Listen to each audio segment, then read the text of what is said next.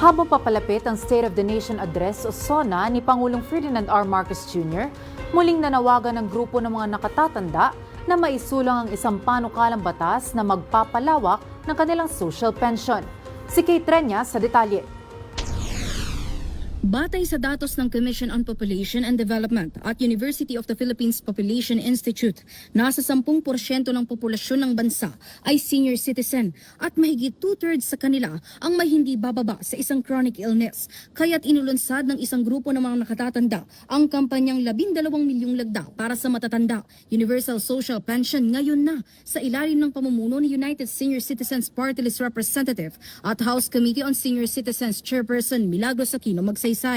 Mahigit 5 milyong pirma na umano ang nakalap bilang panawagan kay Pangulong Ferdinand R. Marcos Jr. na maisabatas ang Universal Social Pension Act bago ang kanyang State of the Nation Address sa July 27. Sinabi ng grupo na nagsimula ang mas malawak na signature campaign matapos ang isinagawang marcha noong Mayo. Noong buwan din na yon, daang-daang senior citizen mula sa iba't ibang rehiyon ang nagtungo sa Kamara at nagsumite ng unang mahigit 1 milyong pirma kay House Speaker Faustino Bogie III at nanawagan din sila sa Malacanang na masuportahan ang panukala.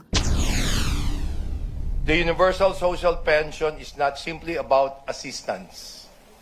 It is about dignity, gratitude, and compassion.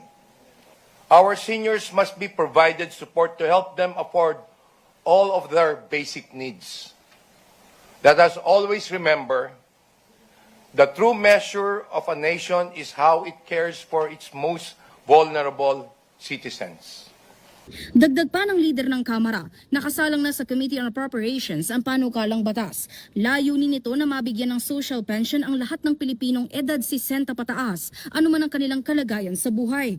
Pahayag ni Aquino Magsaysay, halos isang dekada na niyang isinusulong ang panukalang ito. Git niya, dapat nang mapalawak ang social pension upang makinabang ang lahat ng senior citizen at hindi lamang ang mga indigent. Bago ang SONA, muling nanawagan ang United Senior Citizens Party List kay Pangulong Ferdinand R. Marcos Jr. na aprubahan ang panukala.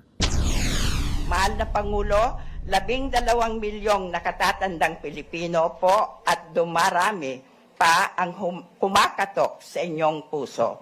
Let this be your legacy, Mr. President. And for certain, you will forever be remembered as the President who loved the Filipino senior citizens.